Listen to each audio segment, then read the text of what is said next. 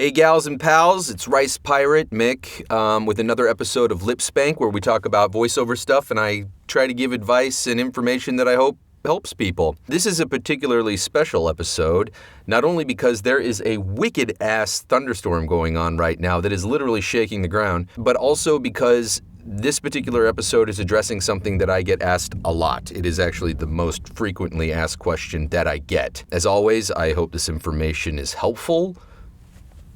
I try my best for you.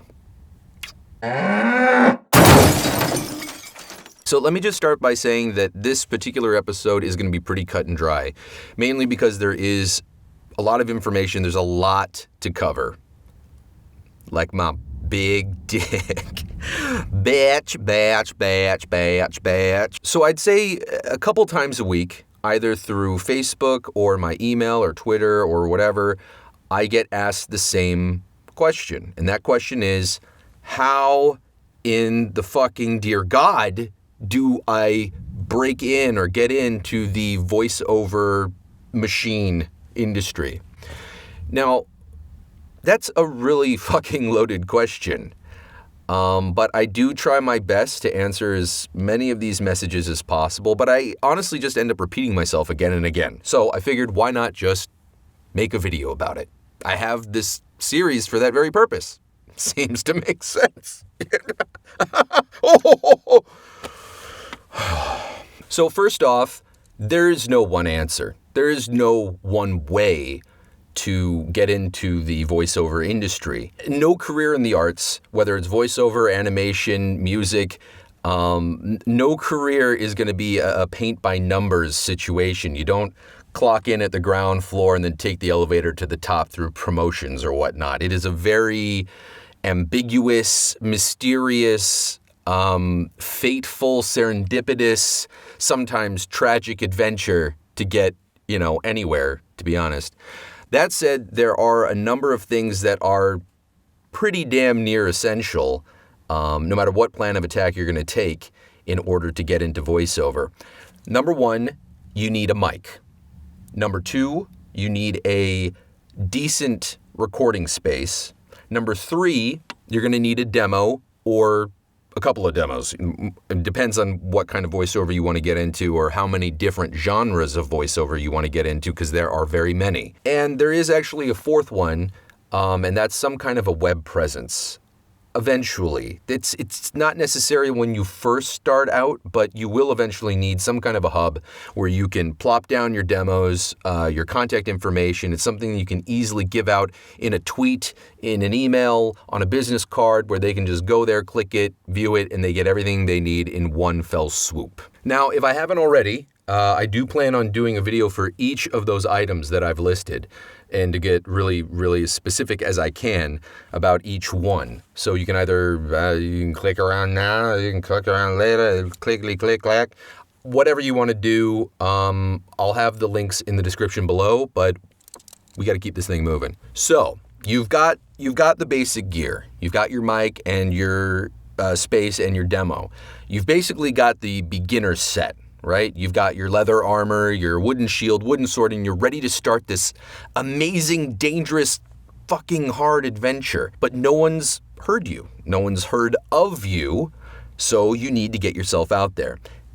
In fact, I would say that as far as the question, how do I start this voiceover career thing, getting yourself out there is the closest thing that I could possibly give to a straight answer, to a definitive simple answer. Get yourself out there. Because it doesn't matter how good your demos are. It doesn't matter how amazing your studio, your equipment, or your space is. It doesn't matter how great of a voice you have, to be honest. Because if no one's ever heard of you, guess what? No one's going to hire you. It's that simple. So you need to get yourself out there. All right.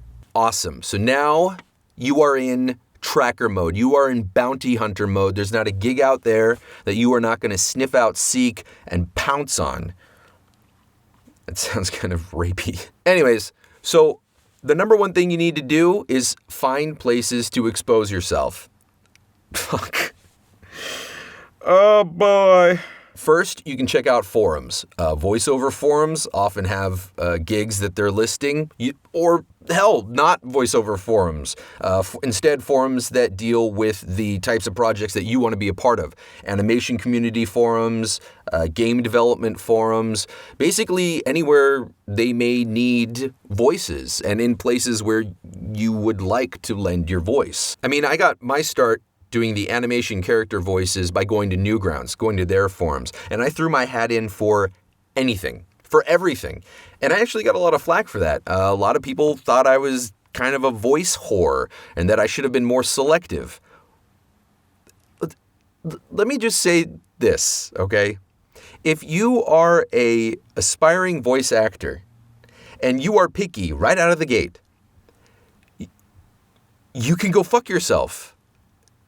Go home. You can be as picky as you want down the line once you've got some credits underneath your belt and you're turning down jobs occasionally, but you earn that.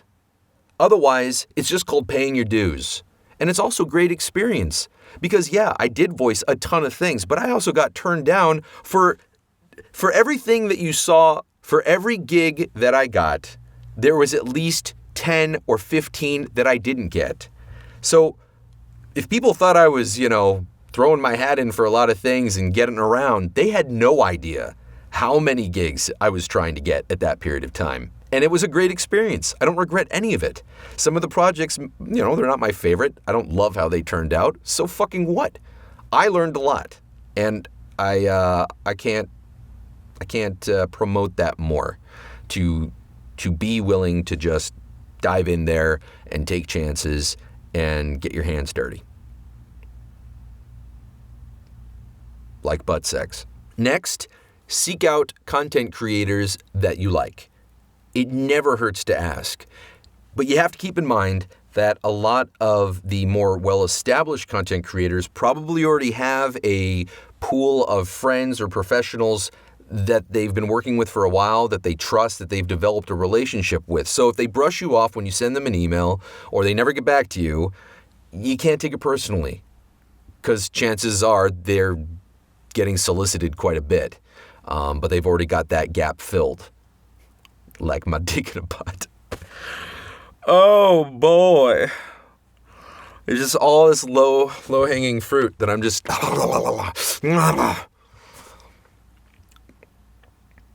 All right. To be more specific, when I say content creators you like, I would suggest finding the up-and-comers and not the already well-established, because there's plenty of people that are starting out and they do great work. And if you've got your eyes open, you see this, you see their work, and you're like, wow, this guy's really underrated. I would love to work with this person. Well, chances are that content creator not only is going to be extremely humbled and happy to hear that they have a fan, but someone who wants to actually work with them. So just keep your eyes open and don't be afraid to reach out. Third, you got websites like Voices123, Voices.com, Baldago. I think even Backstage has some stuff. I can't really vouch for any of them, so please don't ask because I don't use any of them. I probably should. I'm just very busy with lots of other stuff like this, which I love to do. But I do know a lot of people that have had some success with that. So it's an option, and I don't think it's something you shouldn't at least explore. I will say from my limited experience dealing with some of these sites that it is a bit like a gladiatorial lottery system. It's really fucking like, it's like a pit of hungry, violent cannibals just devouring each other. But if your demo's good and you are applying for the right gigs, I think that you have a chance to have a chance. I don't English good. Sorry. If no one's taking the bait, you make your own work.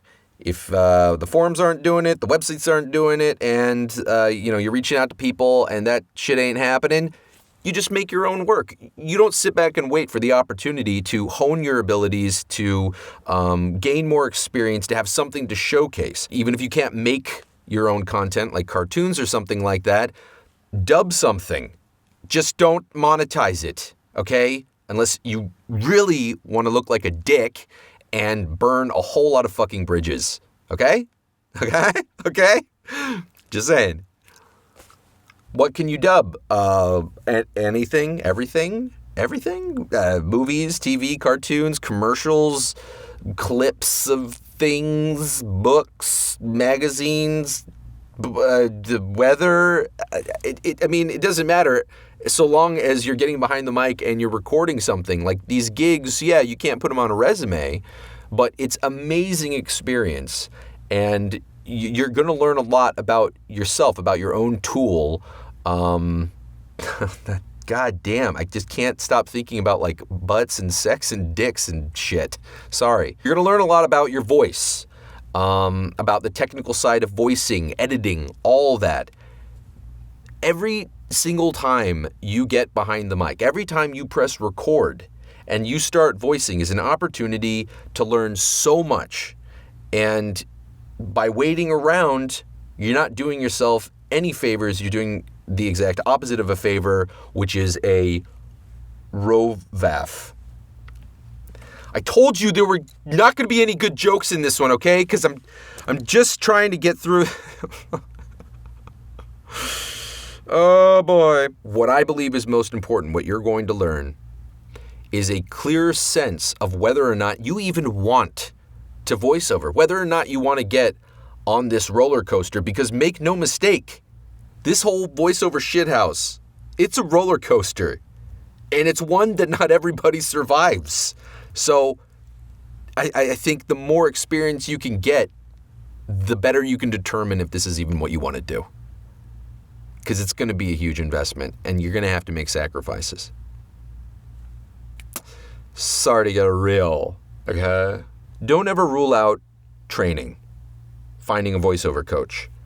We live in a time where everyone thinks they can just do everything themselves. They can Google it, find a YouTube tutorial.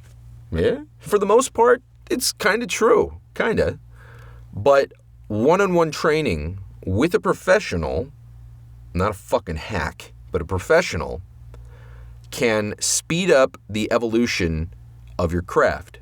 Not only that, but it gives you foundation knowledge that you can then apply when you are growing, as you are growing. And you can always fall back on that very clear foundation of information.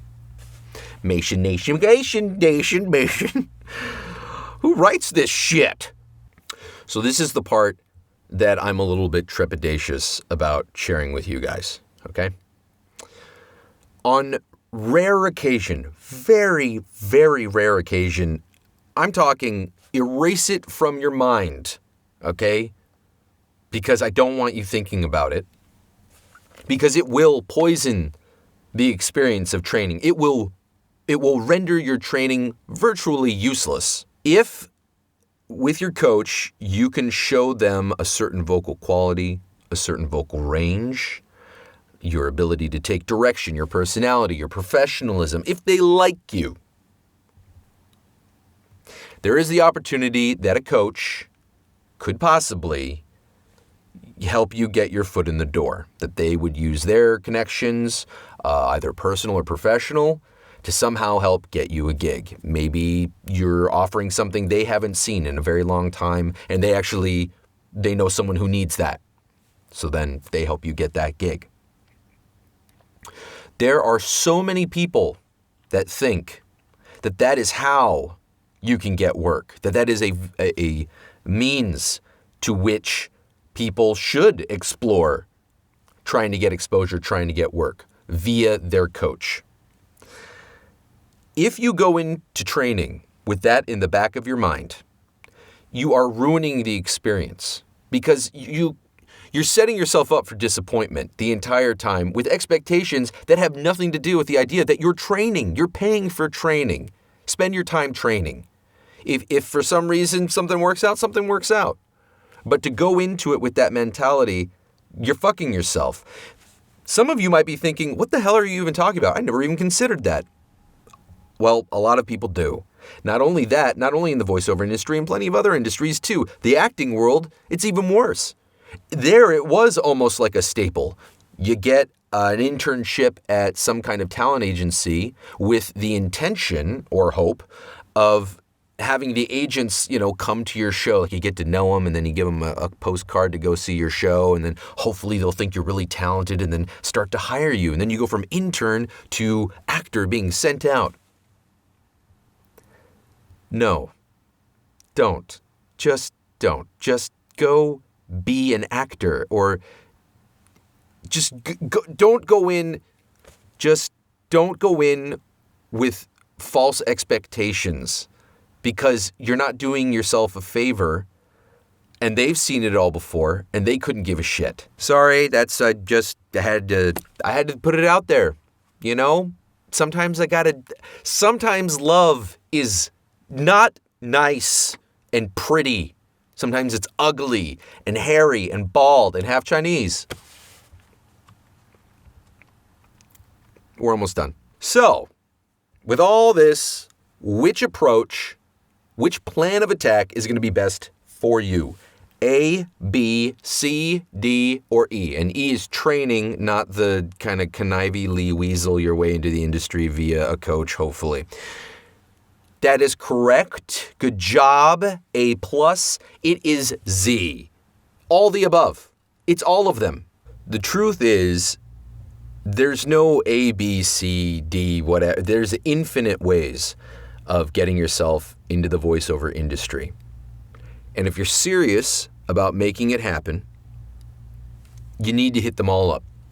And you need to constantly find ways of getting yourself out there. So, true story. Before I got into the character, game, animation, voice stuff, I was doing straight narration. And how I got into that was I was in the lobby of a voiceover studio, and I noticed someone behind the desk was having trouble editing a website.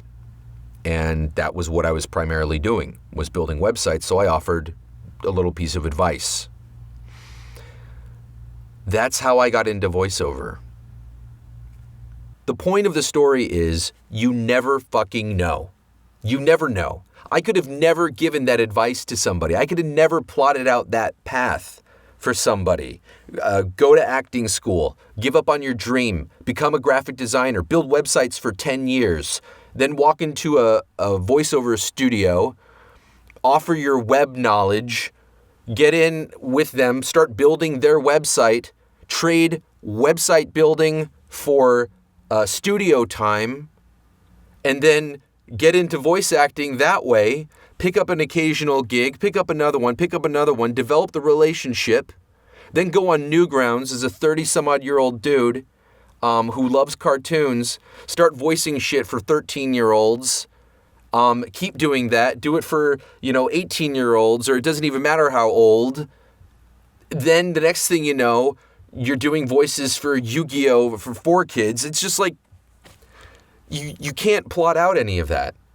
All that mattered was that I knew that I wanted to do it, and then everything else kind of just puts itself, kind of props it up, right? Like stacking chairs or whatever. Like, if you have the goal in mind, it doesn't matter what any of this other shit is, it will propel it towards there. You can't plot this out. All you know is that you have a destination that you're trying to aim for. And then everything you do, hopefully, will push you in that direction. You just have to find ways of making puzzle pieces that have nothing to do with your goal work to, help build the foundation for that goal. A good example is if someone goes for acting training, but then they become anything else in life. They could be an architect. While they were taking acting training, they learn about public speaking, they learn about articulation, they learn about body language, they learn about a lot of things. And they can apply that then to being an architect. But I don't think anyone who's ever become an architect, I don't think if they said, oh, hey, how do you become an architect? Someone would ever say, oh, you should go to acting school. It's just the idea that all of these things are life lessons. And if you have a goal in mind, you make all that shit work for that. And that's the really blurry-ass answer to how do you get into voice acting? How do you get into anything? Is you set that goal, you have a few essential tools, get some essential basic training if you can, whether it's from a coach or online or from life, whatever. And then you just keep an open mind and you keep pushing towards that, and just somehow, hopefully, you find yourself there.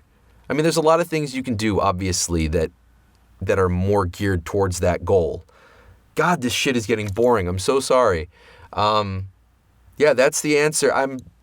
As always, I never know how helpful any of this is, and I apologize if this got a little bit long-winded. Like I said, it's a really hard question to answer, and I'm really bad at short answers. So, yeah, the short answer, short version, TLDR, get out there. Do everything. Don't be afraid. You can't be. You know, there's just why spend any time being nervous or whatever? Hell, it's just your voice. You know, it's not like you're having sex with someone for the first time and they got to look at your junk and they're going to judge you on your lopsided balls or titties or whatever the fuck it is. Dude, it's just your voice. You send a file, you know? That was the short answer. I will have the butt. I will have the butt. I will have the butt. I will have the butt. I will have the butt. I will have the butt. I will have the butt. I will have the butt. I will have the butt. I will have the butt. I will have the butt. I will have the butt.